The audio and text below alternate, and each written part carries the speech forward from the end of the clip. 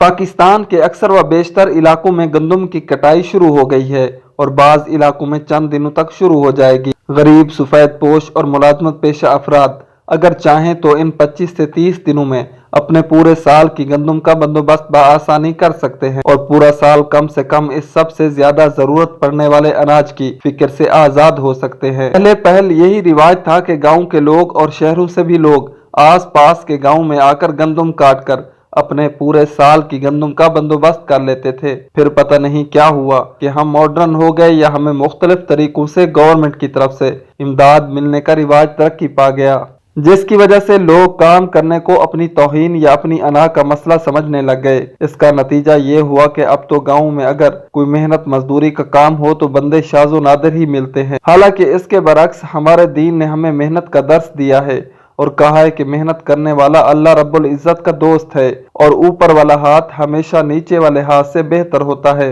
फिर पता नहीं क्यों हम सब मन हैसुल कौम ऊपर वाला हाथ बनने के बजाय नीचे वाला हाथ बनने को तरजीह देते हैं और आगे से ज्यादा गुर्बत, तंग दस्ती और अफलास वगैरह का शिकार हो जाते हैं। 1400 साल पहले हमारे नबी करीम सल्लल्लाहु अलैहि वसल्लम ने एक गरीब तंग दस्त सहाबी के घर का प्याला और कंबल बिछवा कर अपने दस्त मुबारक से कुल्हाड़े में दस्ता डाल कर दिया था और बताया था कि मेहनत में अजमत है। और फिर यूं हुआ कि थोड़े ही अरसे में वो सहाबी खुशहाल हो गए। हम पता नहीं कौन सी दुनिया में रहते हैं या हमारे मसाइल किसी और ने आकर ठीक करने हैं। हालांकि ऐसे बहुत सारे मसाइल हैं जो हम खुद अपनी अना को जरा साइड पर रखकर हल कर सकते हैं।